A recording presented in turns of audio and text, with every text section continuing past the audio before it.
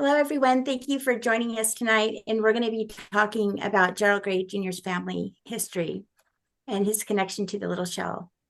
Some I heard some elders say that they didn't believe that he was the little shell, and then I kind of thought it was possible because of the threats that he was making to people when they asked about it, and then there was the changes to the tribal enrollment criteria without even having a tribal vote, the way I understood it. And so Sarah, she asked the Bureau of Indian Affairs for some information about this, and she did a Freedom of Information Act. And into that, let me introduce Sarah. And Sarah LeDeau. She is a tribal member and just a wonderful person. She has a BA in education, and she's worked for years with the Native American. Her BA is in in education with a minor in Native American studies, and she's worked for years with Indigenous youth. And she has a master's in human services and with a focus on substance abuse counseling. And many of you probably already know Sarah, but she spent her lifetime supporting Indigenous rights and teaching Indigenous children, and oftentimes alone, standing up. And so I'm going to let Sarah tell you a little bit about the BA records and what they revealed. And I'll share my screen so you can see what she's talking about. Okay.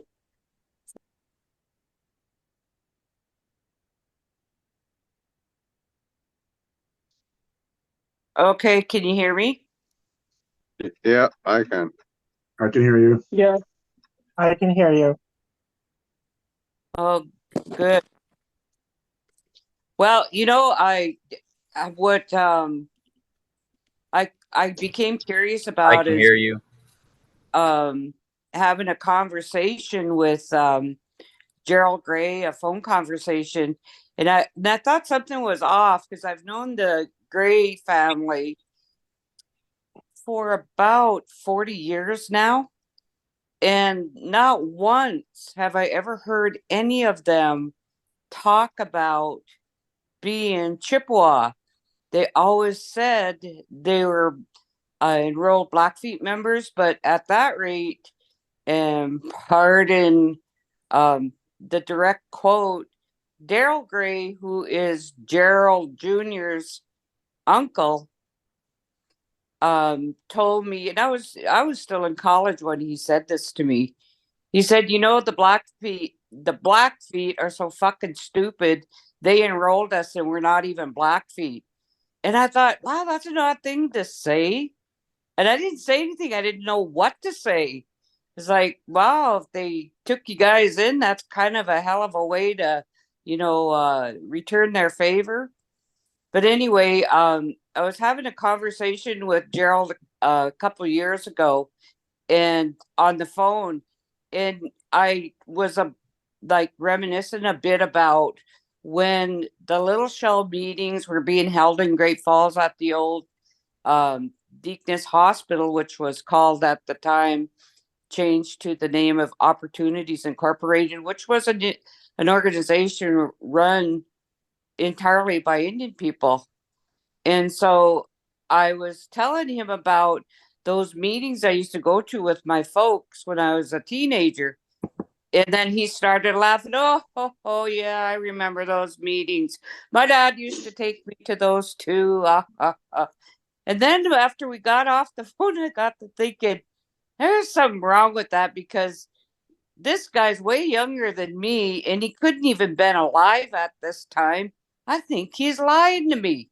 And sure enough, when I did the math and figured out how old he was, like, how could you been there? You couldn't even been an embryo to attend these meetings. But anyway, that's how, a lot of this got started in Great Falls, where the tribal people would meet and try to strategize on how to get this federally recognized. And so, with further conversations with Gerald, he became more and more kind of abrasive to me and hostile.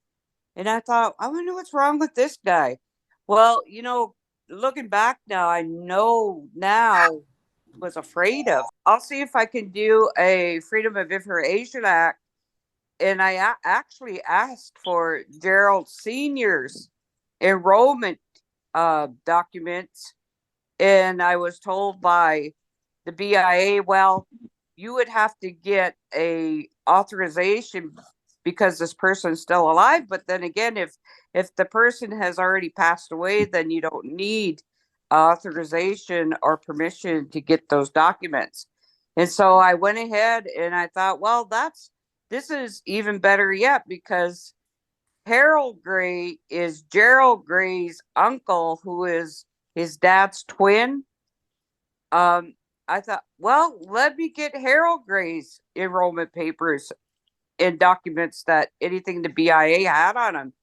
And that's how I found out, and it validated my suspicion that Gerald does not meet the requirements to be enrolled in Little Shell or any other tribe according to the enrollment requirements. And I thought, that's why this guy is getting so agitated with me. And so anyway, as things went along, unfolded, they had called the cops on me 3 times when I was trying to get a tribal ID.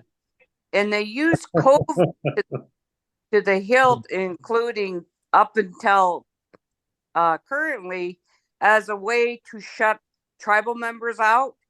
And if you do get to attend one of the tribal council meetings, you have to have permission. And then it's on Zoom, and you can only ask questions in the chat, and they can choose to answer those questions or not.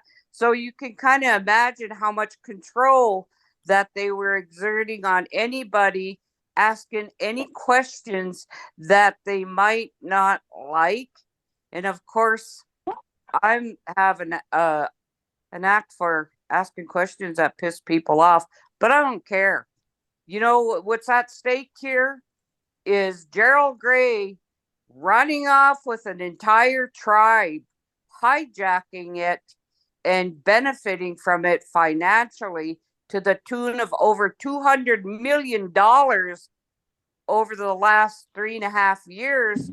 And to think that the tribal members go without, well, they're busy lining their pockets. And I mean, Colleen Hill, Clancy Severson, who is her brother, and this Leona, I have never met her. You know what's interesting about this tribal council?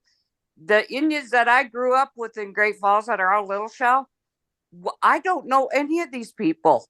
I've never seen them at any Indian functions, any meetings, any gatherings that the Native people have in Great Falls, including the Gray family. I've been to sun dances. I've been to round dances and meetings. I've never seen these people ever attended. So I was really puzzled that now they want to lay claim to the entire Little Shell tribe, when first of all, they're not even Blackfeet DNA wise, but the Blackfeet in the 50s opened up their rolls to anyone who was Indian. They would enroll in their tribe. That's how the Blackfeet got enrolled that's how the Gray family got enrolled with the Blackfeet. And so I think that to allow Gerald to continue with this masquerade, and then any tribal member like myself to step forward and ask questions, immediately they have pictures posted of me and my brother at all their locations of all of these. You think Gerald is like President Trump with his being a real estate tycoon, buying up all these properties and businesses, and the tribal people don't benefit. We have absolutely no idea where that $200 million went. And most of that money was supposed to be direct payments to the tribal members, and Gerald and his crew, those who I consider white people on that council, continue to try to misinform the people that we're attacking the Little Shell tribe. No, we're not. Why would we do that? We'd be attacking ourselves. I ain't that stupid to attack myself. But who we're pointing out is this fraudulent tribal council, mainly Gerald Gray, and to hear how he got infiltrated the tribe is troubling to me, because couple of the people I've known all my life, and one has took off to Oklahoma. He, hightailed it out of Montana because he doesn't want to be connected to any of this. And he told me himself his name is James Parker Shield, but his real name, his birth name is Jimmy Stransburg. And it was really odd because when we were in college, he started using this name, James Parker Shield. And we looked at him, hey, what are you talking about, James Parker Shield? You're Jimmy Strandberg. No, I'm not. I changed my name legally. So he took on some people's name up from Fort Peck that their last name was Shields and gave himself that name. And so James Parker Shield goes way back to exploiting the Little Shell financially to enhance his life. And now he, hightailed it out because I think that he did not want to be exposed as part of this facilitation of Gerald Gray infiltrating the tribe. And it galls me that Gerald had the gall to put my enrollment in suspension because he said I didn't satisfactorily disenroll from Rocky Boy. And now they're twisting and say, well, she left Rocky Boy, now she's with Little Shell. Yeah, because I meet the requirements for Rocky Boy, Little Shell, and Turtle Mountain. I have my choice. And because Little Shell has always been based in Great Falls, except for a brief time when they moved it to Havre, I have every right. And they act like I did something really wrong. So what? To point fingers and you are white people running the tribe. And see what's interesting and what we can't overlook here is the tribal members are so whitewashed and assimilated. They don't understand their birthright to the tribe. And are some of them, like my uncle, my mom's only brother out of 10 sisters. Well, we don't care if he's white, we don't care. Yeah, you should care. So if that isn't an issue, what's the point of having a tribe if it's white people? It doesn't even make sense because they don't understand the history. They are so far removed from any of the practices of the people in Great Falls, the Indian people that was in place. And my family is one of those families that was hanging on to every little piece of traditional practice and cultural ways and language and so on and so forth. I remember as a child, my mother and her cousins getting together and we'd hear them say, well, let's talk Indian now. They would talk English around us, but then they would say, let's talk Indian now, because they didn't want us to know what the conversation was about. And so anyway, growing up like that, I knew that we were different in Great Falls. With the racism was so rampant there and so well accepted that, being Indian was really a tough road. It was brutal in a lot of instances, and going to school and then turning around, and Gerald's making us relive those old traumas of being oppressed and abused by white people, because that's essentially what he does to the tribal people in trying to convince them that I'm the bad guy. Those LeDeaus, you got to watch out for those LeDeaus. Most of the LeDeaus are dead. And those of us that are still alive, I'm about one of the only ones that's willing to put myself out there and take a stand. Where a lot of people, you know, they'll talk tough, but I'll tell you what, when it comes time to show up, you look behind you, it's like, oh shit, where's everybody? You know, everybody's all gung ho. Yeah, let's do this and this and this. Yeah, you leave me standing there. It's like, I have no apologies though, because for those tribal members who can't speak for themselves and don't understand the big picture and how this whole thing has been tainted by this Gray family, I'm disappointed. I'm disappointed in them, but I can't blame them because they went through the same educational system that I did that made damn sure you didn't know any of this. Because if you knew any of this, then you might want to assert your rights. And they can't have that. And this the same strategy that Gerald Gray and that council use on the tribal people, and it just angers me that how he abuses them and uses our resources, you know, to line his pockets and to take these extravagant trips to Alaska, to Africa. What the hell are we gonna do in Africa? Gee whiz, the slave trade is a, you know, is a dead done deal. You can't do any slave trading now. But anyway, that's kind of who I am. I've been involved with the Indian community since I was actively involved, since I've been 12 years old.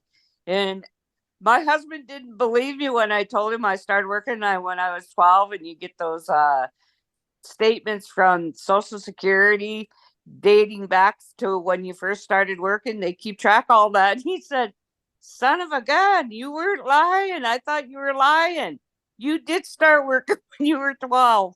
I said I had to. It was either work or go without. You know, we had to buy our own. I had to buy my own school clothes and shoes and so on and so forth. Plus, you know, help the family out. And so anyway, I go way back. I know when I worked with somewhat with Vernon Belcourt, the co-founder of American Indian Movement, came to Great Falls, and we were trying to get an Indian tech school going. And also with Dennis Banks when I was in Arizona working on the Kokopah and the Catron tribes there in Yuma, Arizona. So I've been around. I know a lot of different people from a lot of different tribes. And so I feel fully qualified to make statements and claims. And I won't tell you anything that I cannot substantiate. And I'm so glad that we kind of tripped into Carl's world for him to throw in his 2 cents to further validated what we all suspected. And Gerald is desperately trying to hide that he is not Little Shell. He is about as phony as a, you know, $7 bill. And to think that he's used tribal resources to abuse our tribal people just pisses me off. Anyway, that's my big ta-da. Well, I think that maybe we should show the original. Well, thank you, Sarah, so much. I think that maybe we should show the original the family tree that Sarah received through the Freedom of Information Act from the BIA. And I wanted to just point out a couple things. So if you don't mind, I'll share my screen. And I think, let me see here. Let me find it. It would be right here. So the things that I thought were concerning. Okay, now this is done through a Blackfeet resolution. And if you see here, it says Michael Gray, okay? Chippewa, half. Carolyn Campion, Chippewa, half. But here you notice that there's no parents listed. So to determine someone's blood quantum at being half, that seemed rather odd to me. And so I spoke out about it. And of course I was retaliated against and harassed. in more ways than I can even tell you. I won't even say because I don't want him to feel some kind of appreciation out of hurting me.